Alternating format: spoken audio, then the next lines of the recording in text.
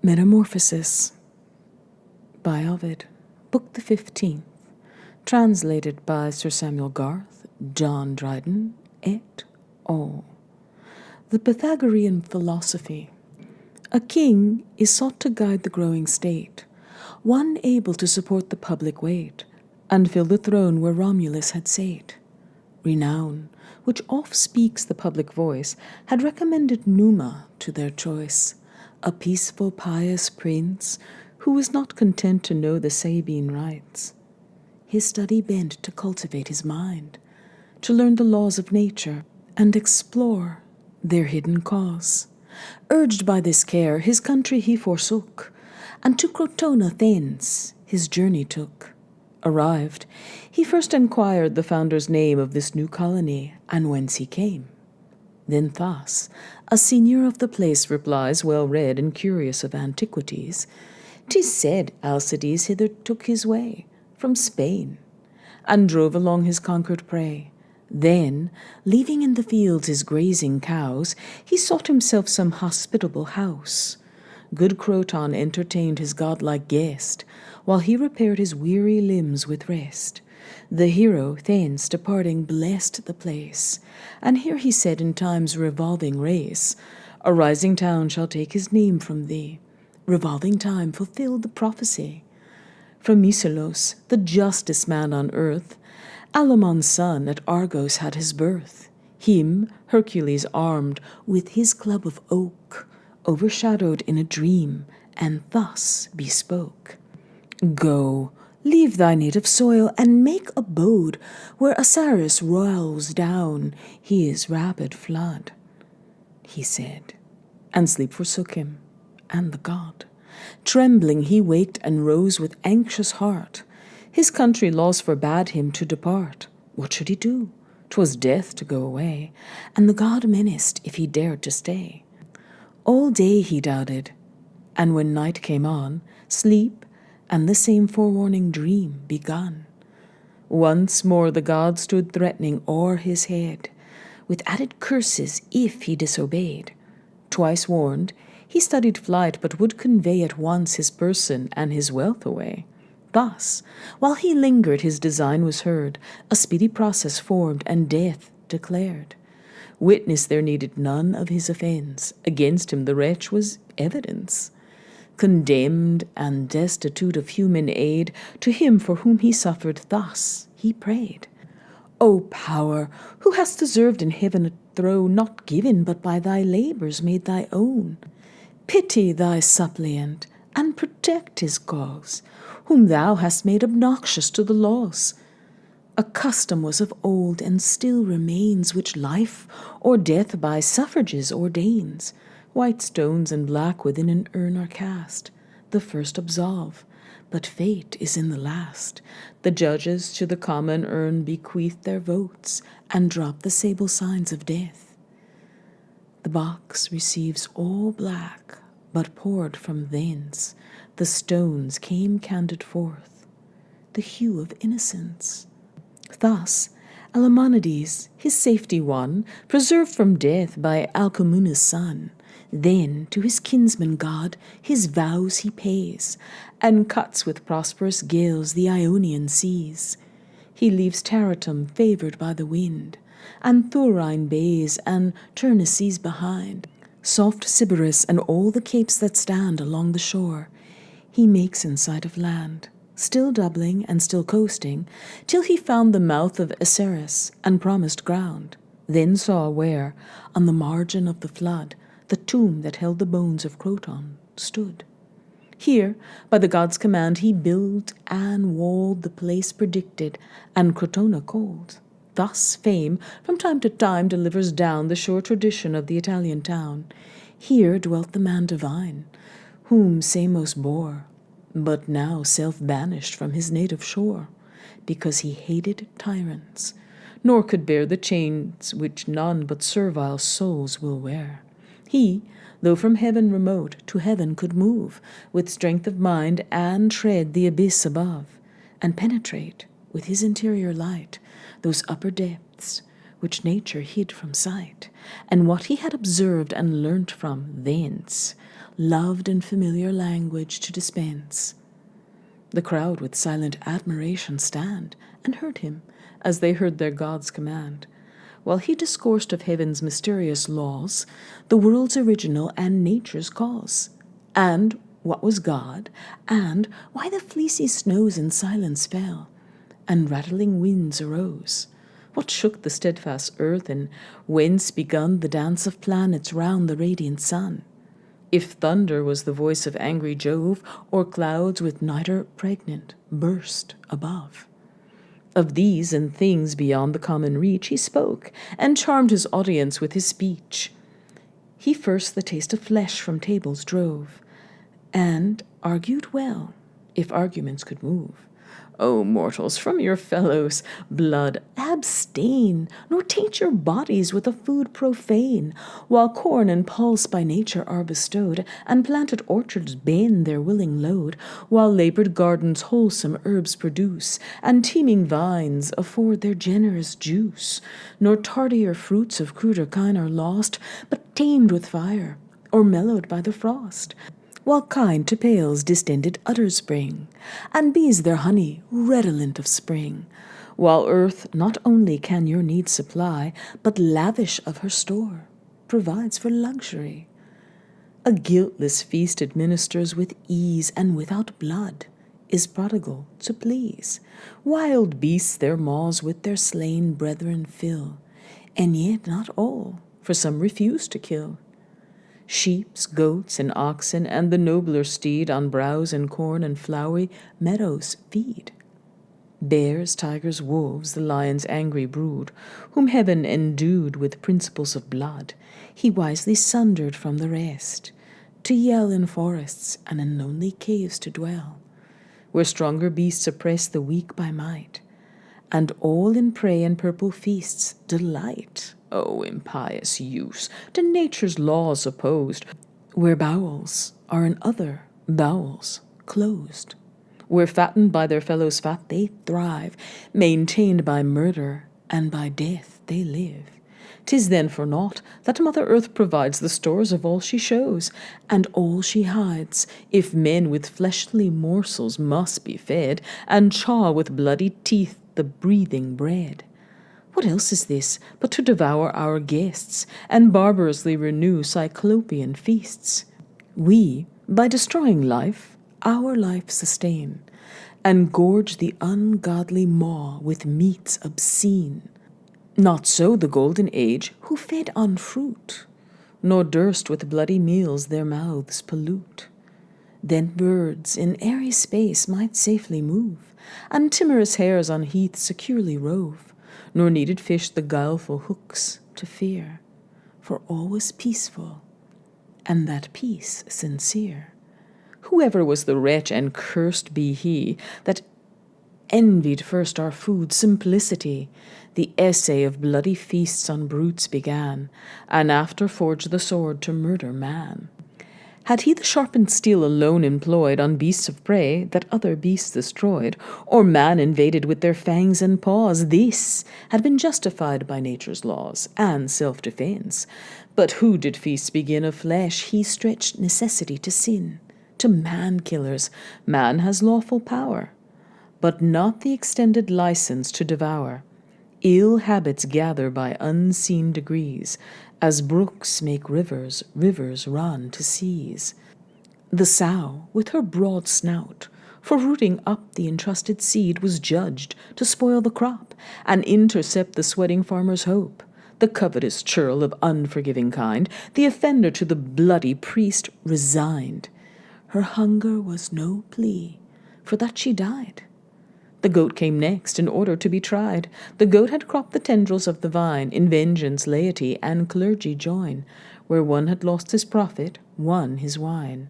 Here was at least some shadow of offence. The sheep was sacrificed, on no pretense, but meek and unresisting innocence. A patient, useful creature born to bear the warm and woolly fleece that clothed her murderer, and daily to give down the milk she bred, a tribute for the grass on which she fed. Living both food and raiment she supplies, and is of at least advantage when she dies. How did the toiling ox his death observe? A downright simple drudge, unborn to serve? O tyrant, with what justice canst thou hope the promise of the year, a plenteous crop, when thou destroyest thy labouring steer, who tilled and ploughed with pains thy else ungrateful field? From his yet reeking neck to draw the yoke, that neck with which the surly clods he broke, and to the hatchet yield thy husbandman, who finished autumn and the spring began. Nor this alone, but heaven itself to bribe, we to the gods our impious acts ascribe. First, recompense with death their creatures' toil, then call the blessed above to share the spoil.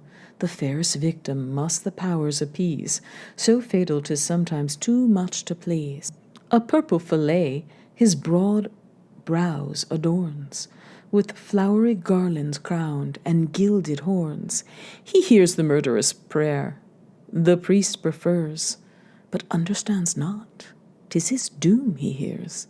Beholds the meal betwixt his temples cast, the fruit and product of his labours past, and in the water views perhaps the knife uplifted to deprive him of his life. Then, broken up alive, his entrails sees torn out, for priests to inspect the gods' decrees. From whence, O mortal men, this gust of blood have you derived and interdicted food? Be taught by me this dire delight to shun, warned by my precepts, by my practice won. And when you eat the well-deserving beast, think on the labourer of your field you feast. Now, since the god inspires me to proceed, be that whatever inspiring power obeyed, for I will sing of mighty mysteries, of truths concealed before from human eyes. Dark oracles unveil and open all the skies. Pleased as I am to walk along the sphere of shining stars and travel with the year, to leave the heavy earth and scale the height of Atlas, who supports the heavenly weight, to look from upper light and thence survey mistaken mortals wandering from the way, and wanting wisdom, fearful for the state of future things, and trembling at their fate. Those I would teach, and by right reason bring to think of death, but as an idle thing. Why thus affrighted at an empty name, a dream of darkness and fictitious flame? Vain themes of wit, which but in poems pass, and fables of a world that never was. What feels the body when the soul expires, by time corrupted or consumed by fires? Nor dies the spirit, but new life repeats in other forms, and only changes seats. Even I, who these mysterious truths declare, was once Euporbus in the Trojan War. My name and lineage I remember well, and how in fight by Sparta's king I fell. In Argive, Juno's fane I late beheld, my buckler hung on high, and owned my former shield. Then death, so called, is but old matter dressed in some new figure and a varied vest. Thus all things are but altered, nothing dies, and here and there the unbodied spirit flies, by time or force or sickness dispossessed, and lodges where it lights in man or beast, or hunts without, till ready limbs it find, and actuates those according to their kind. From tenement to tenement is tossed, the soul is still the same, the figure only lost. And as the softened wax new seals receives, this face assumes, and that impression leaves. Now called by one, now by another name. The form is only changed, the wax is still the same. So death, so called, can but the form deface. The immortal soul flies out in empty space, to seek her fortune in some other place. Then let not piety be put to flight, to please the taste of glutton appetite, but suffer inmate souls secure to dwell, lest from their seats your parents you expel. With rabid hunger feed upon your kind, or from a beast dislodge a brother's mind. And since like typhus parting from the shore, in ample seas I sail, and depths untried before. This let me further add, that nature knows no steadfast station, but or ebbs or flows. Ever in motion she destroys her old, and casts new figures in another mould. Even times are in perpetual flux and run, like rivers from their fountain rolling on. For time, no more than streams, is at a stay. The flying hour is ever on her way. And as the fountain still supplies her store, the wave behind impels the wave before.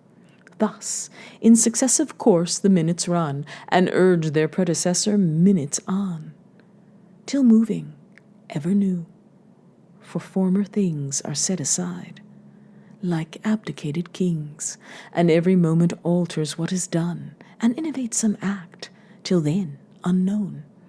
Darkness we see emerges into light, and shining sun descends to sable night.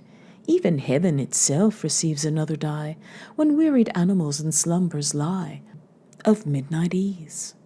Another, when the grey of morn preludes the splendor of the day. The disk of Phoebus, when he climbs on high, appears at first but as a bloodshot eye.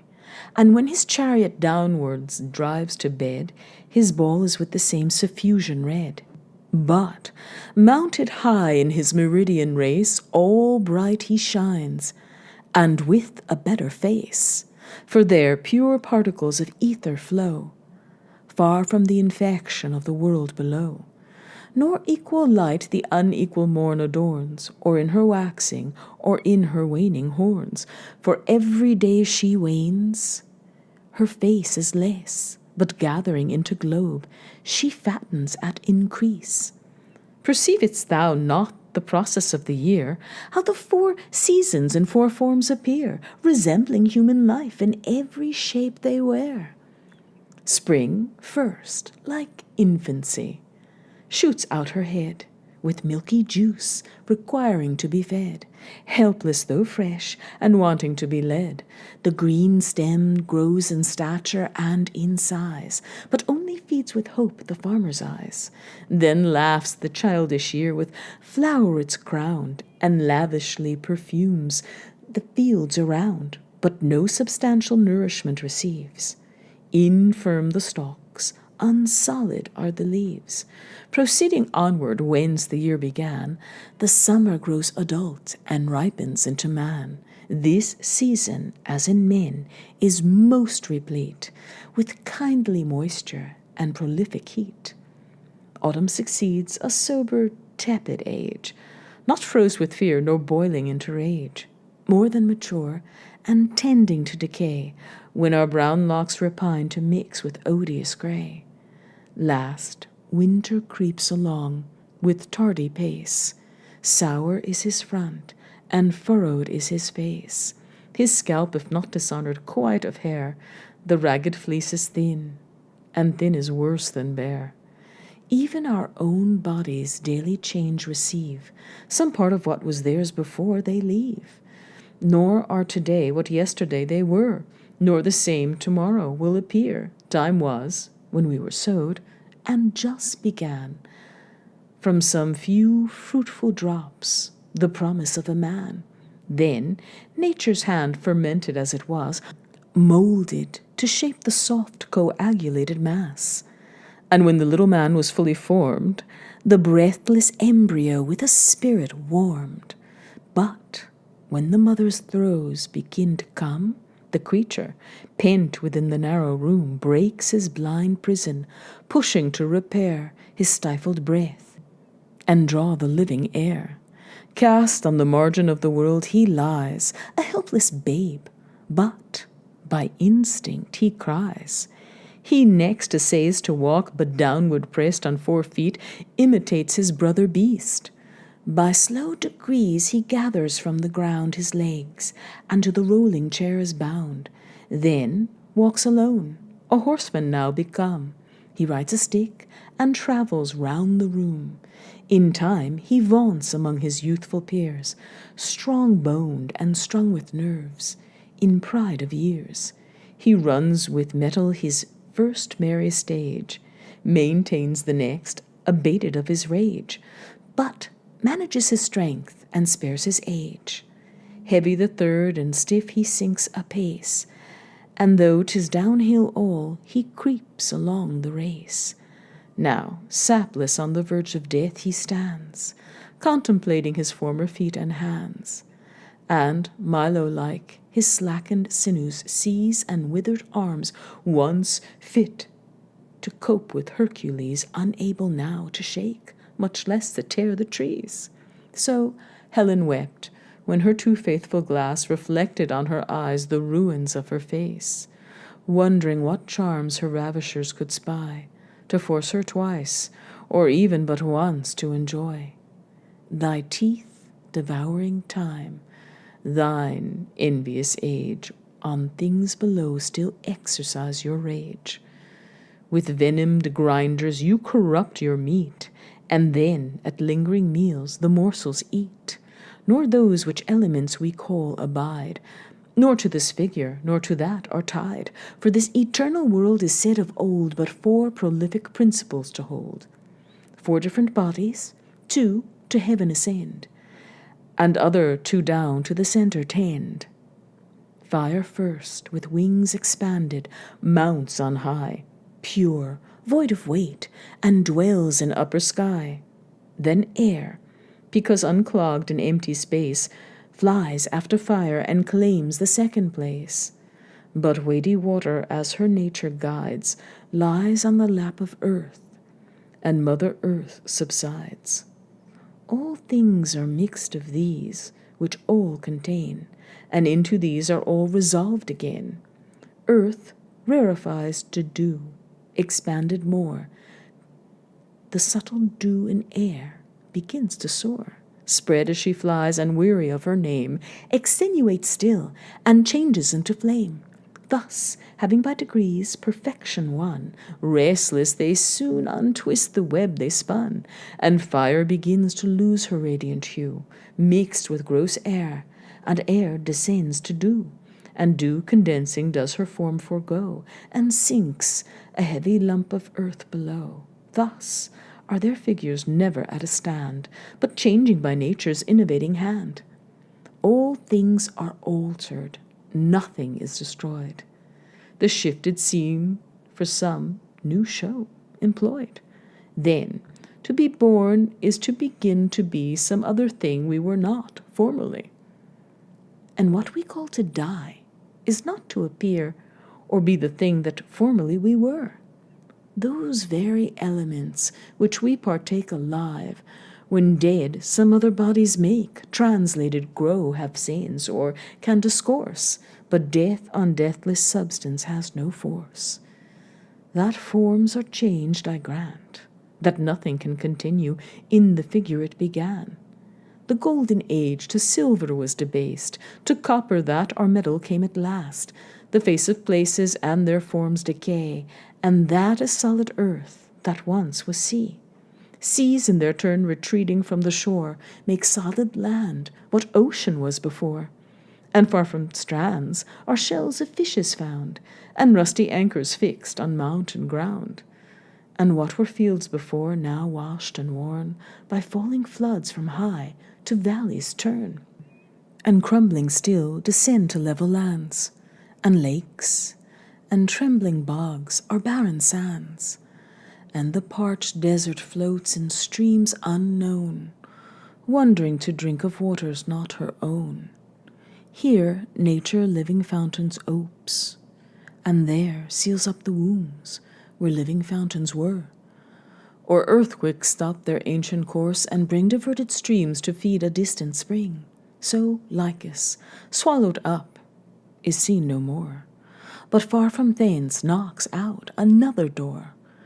Thus Erasinus dives, and blind in earth runs on, and gropes his way to second birth, starts up in Argus's meads, and shakes his locks around the fields, and fattens all the flocks. So Mysis by another way is led, and, grown a river, now disdains his head, forgets his humble birth, his name forsakes, and the proud title of Caicus takes. Large Ammonane, impure with yellow sands, runs rapid often, and as often stands. And here he threats the drunken fields to drown, and there his dugs deny to give their liquor down. Anagros once did wholesome draughts afford, but now his deadly waters are abhorred. Since, hurt by Hercules, as fame resounds, the centaurs in his current wash their wounds. The streams of Hypanis are sweet no more, but brackish lose the taste they had before. Antis of Pharos, Tyre, in seas were pent, once isles, but now increase the continent. While the Leucadian coast, mainland before, by rushing seas is severed from the shore. So Zancle to the Italian earth was tied, and men once walked where ships at anchor ride, till Neptune overlooked the narrow way, and in disdain poured in the conquering sea. Two cities that adorn the Achaean ground, Burrus and Halys, no more are found, but whelmed beneath the lake are sunk and drowned. And boatsmen through the crystal water show to wondering passengers the walls below.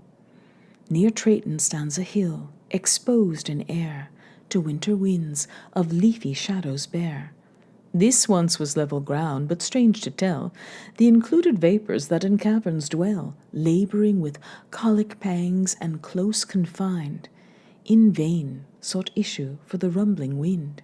Yet, still, they heaved for vent, and heaving still, enlarged the concave, and shot up the hill. As breath extends a bladder o'er the skins of goats are blown to enclose the hoarded wines, the mountain yet retains a mountain's face, and gathered rubbish heals the hollow space. Of many wonders which I heard or knew, retrenching most, I will relate but few. What are not springs with qualities opposed, endued at seasons and at seasons lost? Thrice in a day thine, Ammon, changed their form, cold at high noon, at morn and evening warm. Thine, Adaman, will kindle wood if thrown on the pilled earth and in the waning moon. The Thracians have a stream, if any try the taste, his hardened bowels petrify. Whatever it touches, it converts to stones, and makes a marble pavement where it runs. Crathis and Sybaris, her sister flood, that slide through our Calabrian neighbourhood wood, with gold and amber dye the shining hair, and thither youth resort, for who would not be fair? But stranger virtues yet in streams we find, some change not only bodies but the mind. Who has not heard of Salmacis's obscene, whose waters into woman soften men, or Ethiopian lakes which turn the brain to madness, or in heavy sleep constrain? Clitorian streams the love of wine expel, such is the virtue of the abstemious well. Whether the colder nymph that rules the flood extinguishes and balks the drunken god, or that Melampus, so have some assured, when the mad Proetides with charms he cured, and powerful herbs both charms and simples cast into the sober spring, where still their virtues last. Unlike effects Lyncestis will produce, who drinks his waters, though with moderate use, reels as with wine and sees the double sight, his heels too heavy and his head too light. Laden, once Phineos, on Arcadian stream, ambiguous in the effects as in the name, by day is wholesome beverage, but is thought by night infected, and a deadly draught. Thus, running rivers and the standing lake, now of these virtues, now of those partake. Time was, and all things time and fate obey, when fast Ortygia floated on the sea. Such were Cyanean isles, when Typhus steered betwixt their straits, and their collision feared. They swam where now they sit, and firmly joined the secure of rooting up, resist the wind. Nor Aetna vomiting sulphureous fire will ever belch, for sulphur will expire. The veins exhausted of the liquid store. Time was she cast no flames, in time will cast no more. For whether earth's an animal, and air imbibes her lungs with coolness to repair, and what she sucks remits, she still requires inlets for air, and outlets for her fires. When tortured with convulsive fits, she shakes. That motion chokes the vent, till other vent she makes. Or, when the winds in hollow caves are closed, and subtle spirits find that way opposed, they toss up flints in air, the flints that hide the seeds of fire. Thus, tossed in air, collide, kindling the sulphur, till the fuel spent, the cave is cooled, and the fierce winds relent. Or, whether sulphur catching fire feeds on its unctuous parts, till all the matter gone, the flames no more ascend. For earth supplies the fat that feeds them. And, when earth denies that food, by length of time consumed, the fire famished for want of fuel must expire. A race of men there are, as fame has told, who, shivering, suffer hyperborean cold, till 9 times bathing in Minerva's lake, soft feathers to defend their naked sides they take. 'Tis said, the Scythian wives, believe who will, transform themselves to birds by magic skill, smeared over with an oil of wondrous might that adds new pinions to their airy flight. But this by sure experiment we know, that living creatures from corruption grow. Hide in a hollow pit a slaughtered steer, bees from his putrid bowels will appear, who, like their parents, haunt the fields and bring their honey harvest home, and hope another spring. The warlike steed is multiplied, we find, to wasps and hornets of the warrior kind. Cut from a crab his crooked claws, and hide the rest in earth. A scorpion thence will glide, and shoot his sting. His tail in circles tossed refers the limbs his backward father lost. And worms that stretch on leaves their filmy loom crawl from their bags, and butterflies become. Even slime begets the frog's loquacious race, short of their feet at first, in little space with arms and legs endued. Long leaps they take, raised on their hinder part, and swim the lake, and waves repel, for nature gives their kind to that intent a length of legs behind. The cub of bears, a living lump appear, when whelped, and no determined figure wear. Their mother licks them into shape, and gives as much of form as she herself receives. The grubs from their sexangular abode crawl out unfinished, like the maggot's brood, trunks without limbs, till time at leisure brings the thighs they wanted, and their tardy wings. The bird who draws the car of Juno, vain of her crowned head and of her starry train, and he that bears the artillery of Jove, the strong-pounced eagle, and the billing dove, and all the feathered kind, who could suppose but that from sight the surest sense he knows, they from the included yoke, not ambient white, arose. They are, who think the marrow of a man, which in the spine while he was living ran, when dead the pith corrupted will become a snake, and hiss within the hollow tomb. All these receive their birth from other things, but from himself the phoenix only springs, self-born, begotten by the parent flame in which he burned, another and the same, who not by corn or herbs his life sustains, but the sweet essence of Amamon drains, and watches the rich gums Arabia bears, while yet in tender dew they drop their tears. He, his 5 centuries of life fulfilled, his nest on oaken boughs begins to build, or trembling tops of palm, and first he draws the plan with his broad bill and crooked claws. Nature's artificers, on this the pile is formed, and rises round, then with the spoil of cassia, cinnamon, and stems of nard, for softness strewed beneath, his funeral bed is reared, funeral and bridal both, and all around the borders with corruptless myrrh are crowned.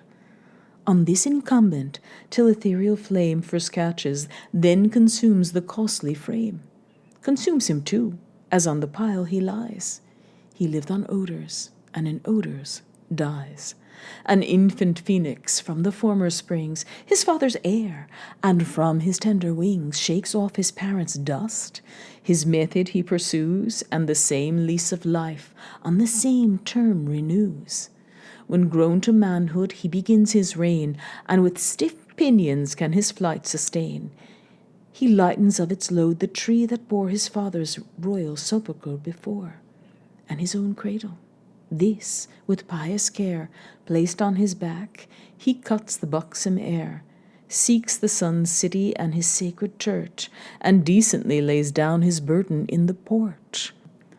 A wonder more amazing would we find? The hyena shows it, of a double kind. Varying the sexes in alternate years, in one begets, and in another bears. The thin chameleon fed with air receives the color of the thing to which he cleaves. India, when conquered, on the conquering god, for planted vines the sharp-eyed lynx bestowed, whose urine, shed before it touches earth, congeals in air, and gives to gems their birth. So coral soft and white in ocean's bed comes hardened up in air and glows with red. All changing species, should my song recite, before I ceased would change the day to night. Nations and empires flourish and decay. By turns command, and, in their turns, obey. Time softens hardy people, time again hardens to war, a soft, unwarlike train. Thus Troy for 10 long years her foes withstood, and daily bleeding bore the expense of blood. Now, for thick streets it shows an empty space, or only filled with tombs of her own perished race. Herself becomes the sepulchre of what she was. Mycene, Sparta, Thebes of mighty fame are vanished out of substance into name. And Dryden, Rome, that just begins to rise on Tiber's banks in time, shall mate the skies, widening her bounds and working on her way. Even now she meditates imperial sway. Yet this is change, but she by changing thrives, like moons new-born, and in her cradle strives to fill her infant horns. An hour shall come when the round world shall be contained in Rome, for thus old saws foretell, and Helenus, Anchises' drooping son, enlivened thus, when Ilium now was in a sinking state, and he was doubtful of his future fate. O goddess born, with thy hard fortune strive, Troy never can be lost, and thou alive. Thy passage thou shalt free through fire and sword, and Troy, in foreign lands, shall be restored. In happier fields a rising town I see, greater than whatever was, or is, or e'er shall be, and heaven yet owes the world a race derived from thee. Sages and chiefs of other lineage born, the city shall extend, extended shall adorn. But from Lulus he must draw his breath, by whom thy Rome shall rule the conquered earth, whom heaven will lend mankind on earth to reign, and late require the precious pledge again. This Helenus to great Aeneas told, which I retain, ere since in other mould my soul was clothed, and now rejoice to view my country walls rebuilt, and Troy revived anew. Raised by the fall, decreed by loss to gain, enslaved but to be free, and conquered but to reign. 'Tis time my hard-mouthed coursers to control, apt to run riot and transgress the goal, and therefore I conclude, whatever lies in earth, or flits in air, or fills the skies, all suffer change, and we, that are of soul and body mixed, are members of the whole. Then, when our sires or grandsires shall forsake the forms of men and brutal figures take, thus housed, securely let their spirits rest, nor violate thy father in the beast, thy friend, thy brother, any of thy kin. If none of these, yet there's a man within. Oh, spare, to make a Theestian meal, to enclose his body, and his soul expel.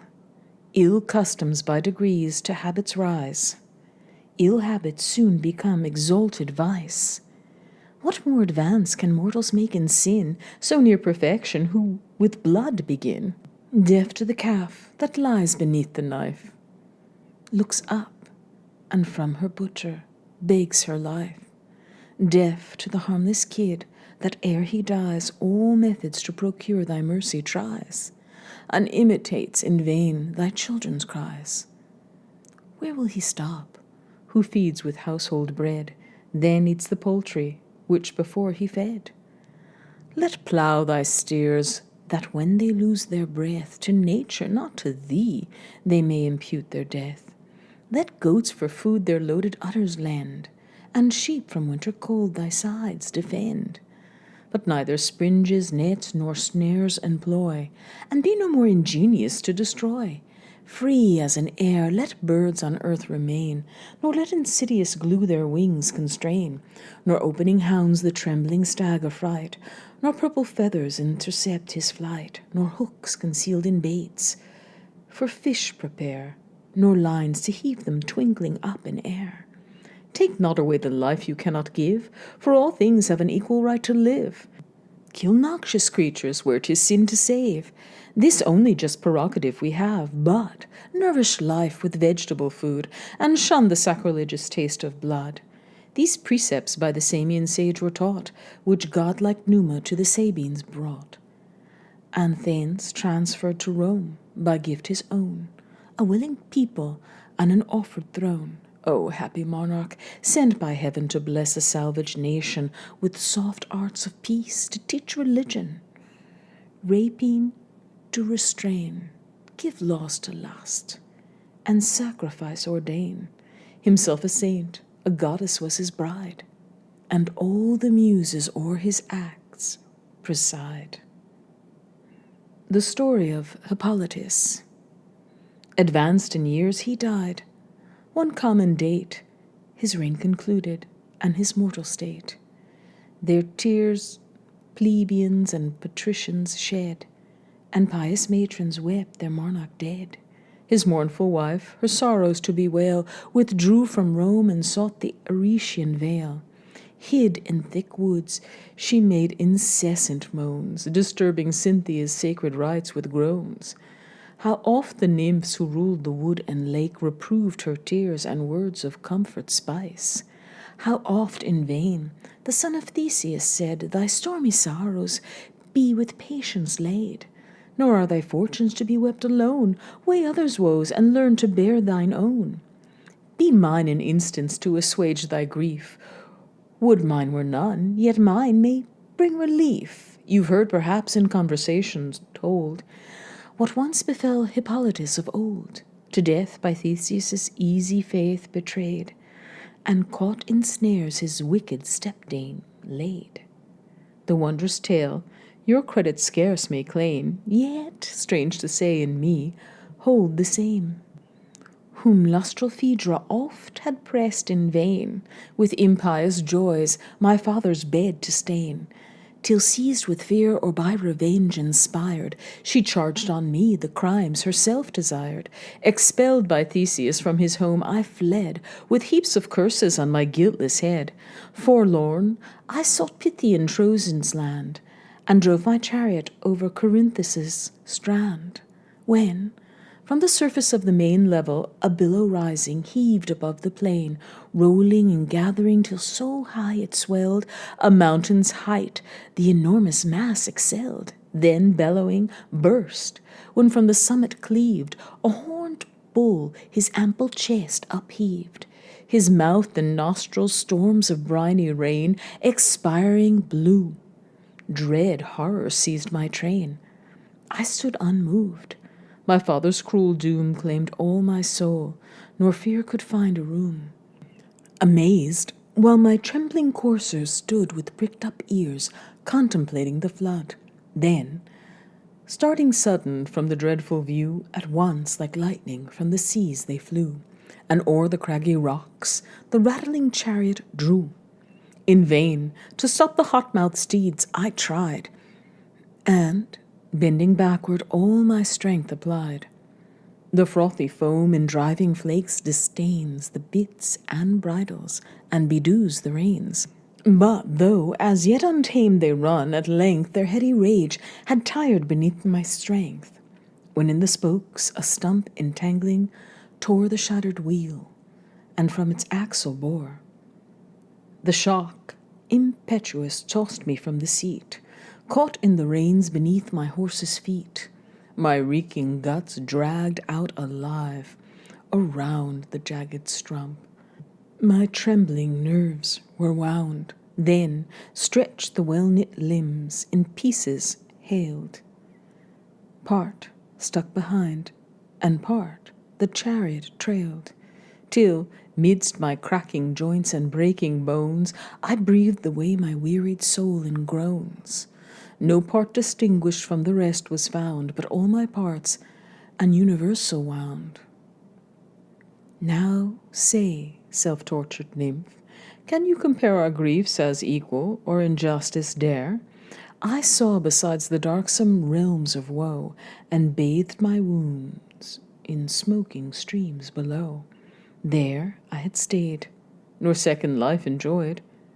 But Poean sun his wondrous art employed, to light restored by medicinal skill, in spite of fate and rigid Pluto's will, the invidious object to preserve from view, a misty cloud around me Cynthia threw.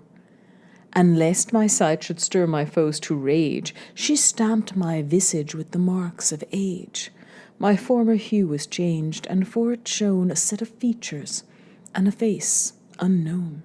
Awhile the goddess stood in doubt, or Crete or Delos' isle to choose for my retreat. Delos and Crete refused, this wood she chose. Bade me my former luckless name depose, which kept alive the memory of my woes.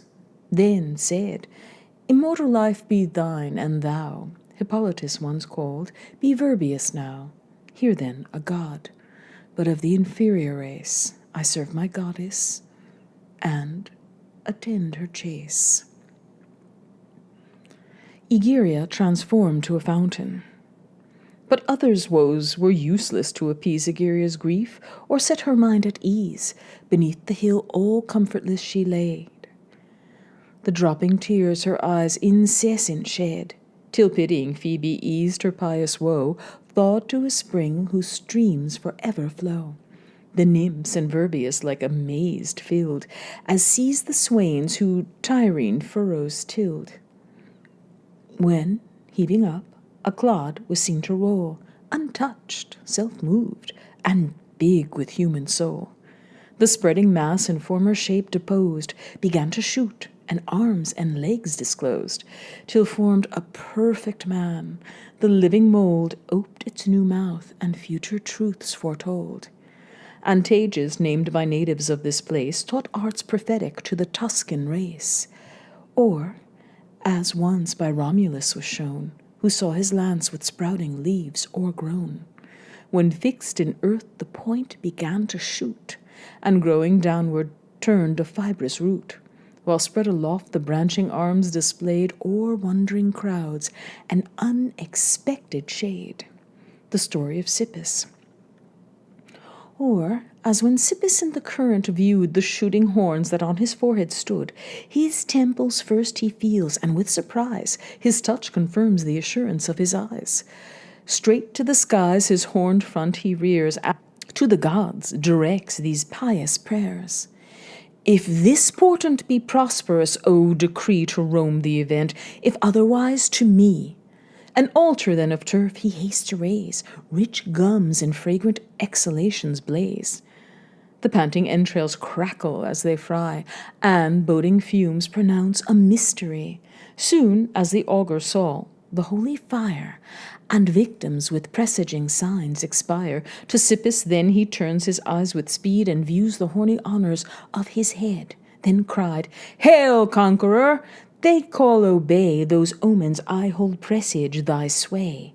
Rome waits thy nod, unwilling to be free, and owns thy sovereign power as fate's decree, he said. And Sippus, starting at the event, spoke in these words his pious discontent. Far hence, ye gods, this execration send, and the great race of Romulus defend. Better that I in exile live abhorred, than ere the capital should style me lord. This spoke. He hides with leaves his omened head. Then praised the Senate next convenes, and said, If augurs can foresee a wretch is come, designed by destiny the bane of Rome. 2 horns, most strange to tell, his temples crown, if e'er he passes the walls, and gain the town. Your laws are forfeit that ill-fated hour, and liberty must yield to lawless power. Your gates he might have entered, but this arm seized the usurper, and withheld the harm. Haste, find the monster out, and let him be condemned to all the Senate can decree, or tied in chains, or into exile thrown, or, by the tyrant's death, prevent your own. The crowd such murmurs utter as they stand, and swelling surges breaking on the strand, or as when gathering gales sweep o'er the grove, and their tall heads the bending cedars move. Each with confused gazed, and then began to feel his fellow's brows, and find the man. Sippus then shakes his garland off, and cries, The wretch you want I offer to your eyes. The anxious throng looked down, and sat in thought. Oh, wish they had not found the sign they sought. In haste with laurel wreaths his head they bind. Such honour to virtue was assigned.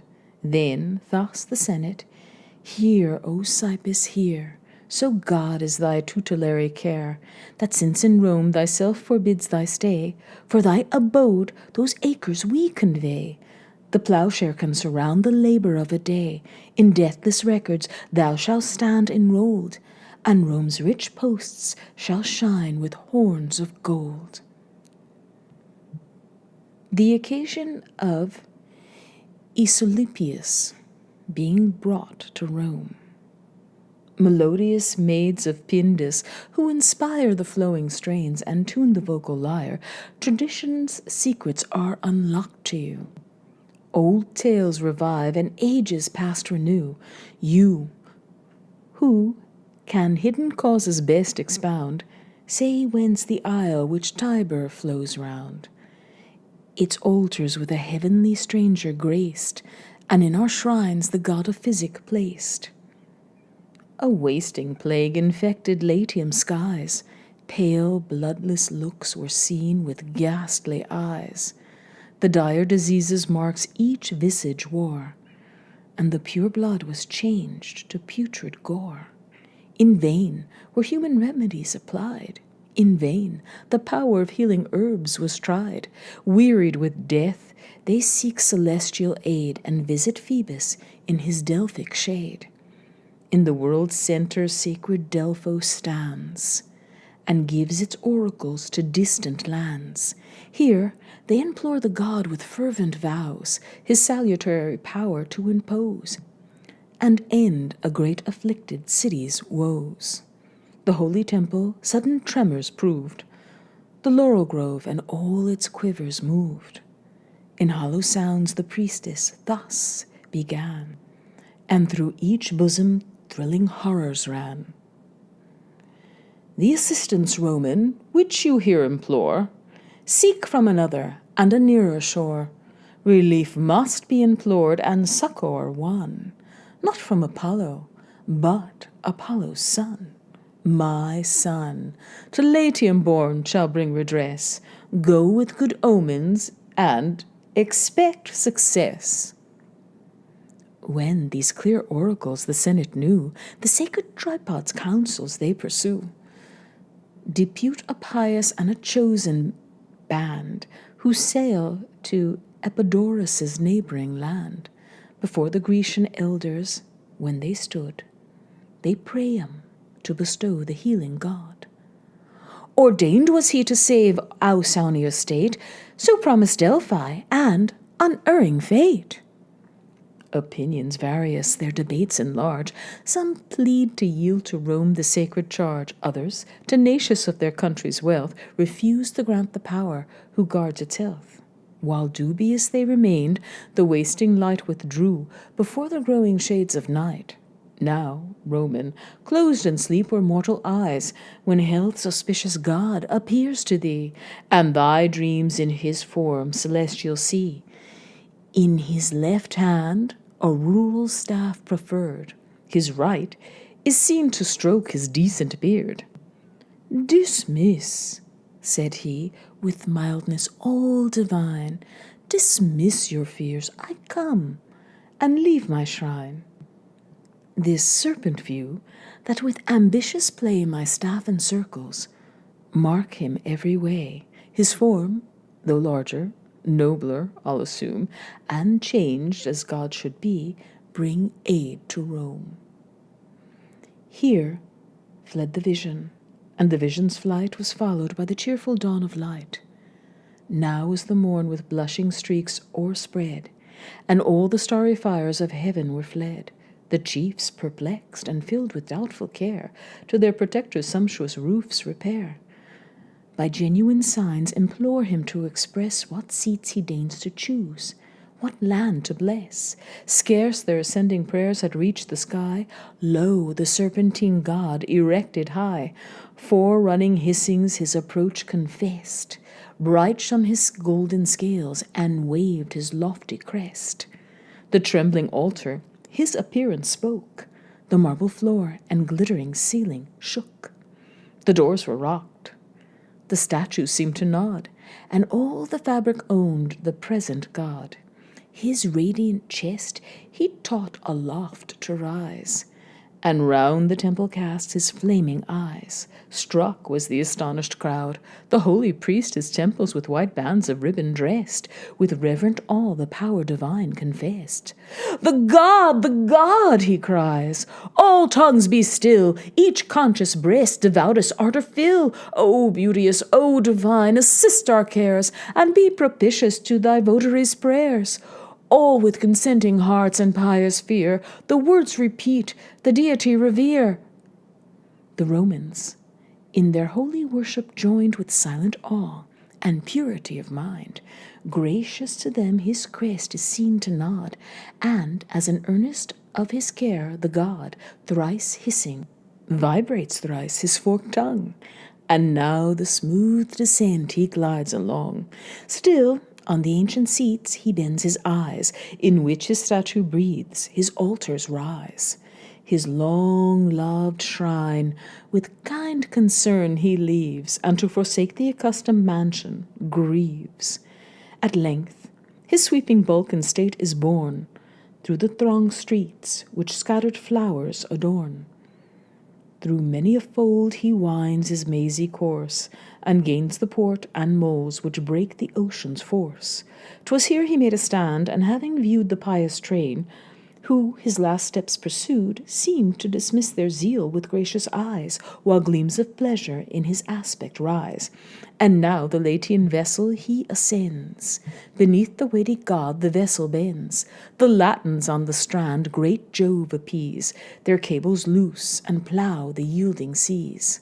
The high-reared serpent from the stern displays his gorgeous form, and the blue deep surveys.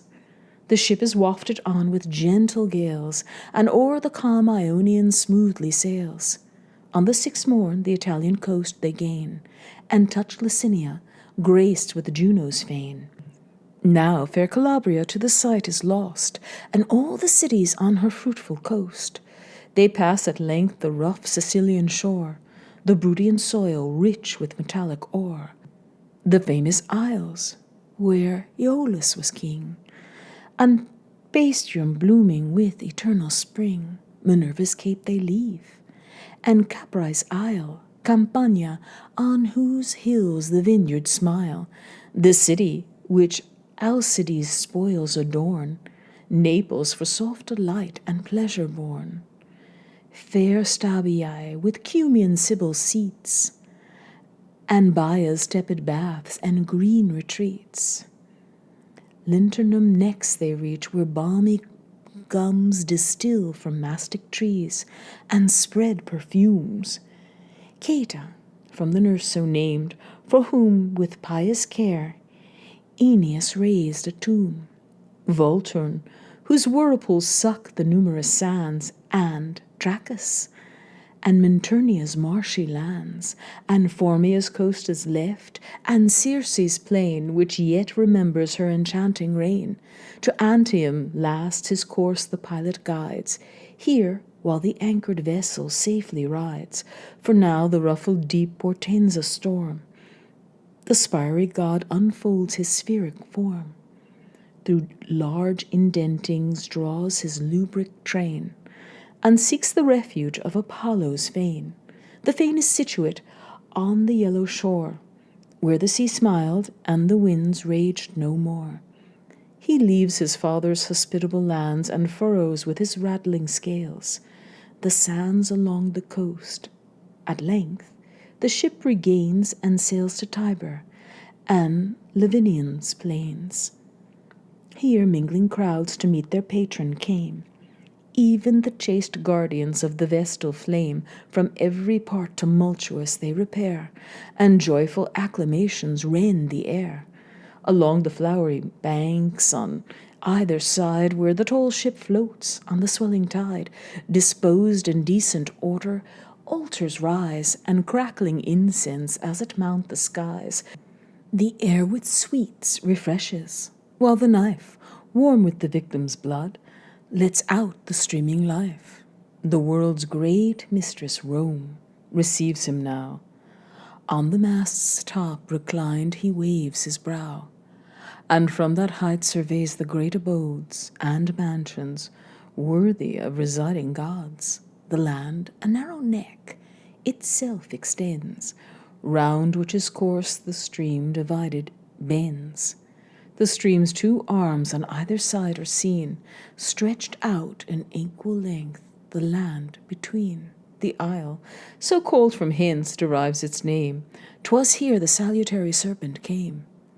No sooner has he left the Latian pine, but he assumes again his form divine. And now no more the drooping city mourns, joy is again restored, and health returns. The deification of Julius Caesar. But Aesculapius was a foreign power. In his own city Caesar we adore, his arms and arts alike renowned beheld. In peace conspicuous, dreadful in the field, his rapid conquest and swift finished wars, the hero justly fixed among the stars. Yet is his progeny his greatest fame. The son immortal makes the father's name. The sea-girt Britons by his courage tamed, for their high rocky cliffs and fierceness famed. His dreadful navies, which victorious rode o'er Nile's affrighted waves and seven-sourced flood, Numidia and the spacious realms regained, where Cynephus o'erflows or Juba reigned, where powers of titled Mithridates broke, and Pontus added to the Roman yoke. Triumphal shows decreed for conquests won, for conquests when the triumph still outshone. These are great deeds, yet less than to have given the world a lord, in whom propitious heaven, when you decreed the sovereign rule to place, you blessed with lavish bounty human race. Now, lest so great a prince might seem to rise of mortal stem, his sire must reach the skies. The beauteous goddess that Aeneas bore foresaw it, and foreseeing did deplore, for well she knew her hero's fate was nigh, devoted by conspiring arms to die. Trembling and pale to every god she cried, "Behold what deep and subtle arts are tried to end the last, the only branch that springs from my Lulus. And the Dardan kings, how bent they are, how desperate to destroy all that is left of me, of unhappy Troy. Am I alone by fate ordained to know uninterrupted care and endless woe? Now from Tydides' spear I feel the wound, now Ilium's towers the hostile flames surround, Troy laid in dust, my exiled son I mourn, through angry seas and raging billows borne.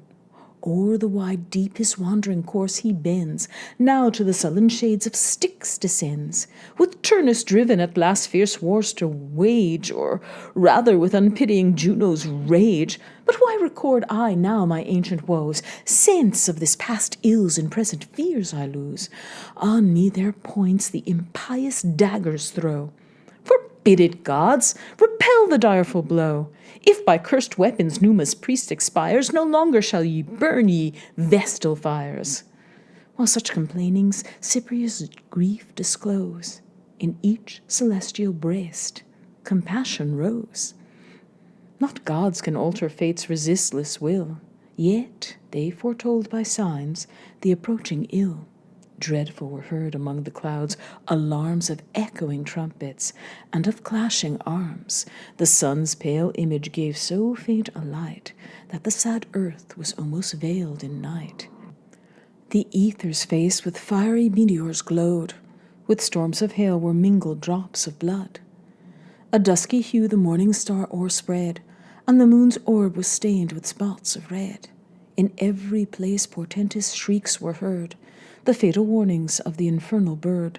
In every place the marble melts to tears, while in the groves revered through lengths of years, boding and awful sounds the ear invade, and solemn music warbles through the shade. No victim can atone the impious age, no sacrifice the wrathful gods assuage. Dire wars and civil fury threat the state, and every omen points out Caesar's fate. Around each hallowed shrine and sacred dome, night-howling dogs disturb the peaceful gloom. Their silent seats the wandering shades forsake, and fearful tremblings the rock city shake. Yet could not by these prodigies be broke the plotted charm, or stayed the fatal stroke. Their swords the assassins in the temple draw, their mothering hands nor gods nor temples awe. Their sacred place with their bloody weapons stain, and virtue falls before the altar, slain. 'Twas now fair Cypria, with her woes oppressed, in raging anguish smote her heavenly breast. Wild with distracting fears, the goddess tried her hero in the ethereal cloud to hide. The cloud which youthful Paris did conceal, when Menelaus urged the threatening steel. The cloud which once deceived Tydides' sight, and saved Aeneas in the unequal fight. When Jove, in vain, fair daughter, you essay to o'errule destiny's unconquered sway, your doubts to banish, enter fate's abode, a privilege the heavenly powers allowed. There shall you see the records graved in length, on iron and solid brass with mighty strength, which heaven and earth's concussion shall endure, maugre all shocks eternal and secure. There, on perennial adamant designed, the various fortunes of your race you'll find. Well, I have marked them, and will now relate to thee the settled laws of future fate. He, goddess, for whose fate the fates you blame, has finished his determined course with fame. To thee 'tis given at length that he shall shine among the gods, and grace the worshipped shrine. His son to all his greatness shall be heir, and worthily succeed to empire's care. Ourself will lead his wars, resolved to aid the brave avenger of his father's shade. To him its freedom Mutina shall owe, and Decius his auspicious conduct know. His dreadful power shall take Pharsalia's plain, and drench in gore Philippi's fields again. A mighty leader in Sicilia's flood, great Pompey's warlike son shall be subdued. Egypt's soft queen, adorned with fatal charms, shall mourn her soldiers' unsuccessful arms. Too late shall find her swelling hopes were vain, and know that Rome or Memphis still must reign. What name I Afric or Nile's hidden head? Far as both oceans roll, his power shall spread. All the known earth to him shall homage pay, and the seas own his universal sway. When cruel war no more disturbs mankind, to civil studies shall he bend his mind, with equal justice guardian laws ordain, and by his great example vice restrain. Where will his bounty or his goodness end? To times unborn his generous views extend.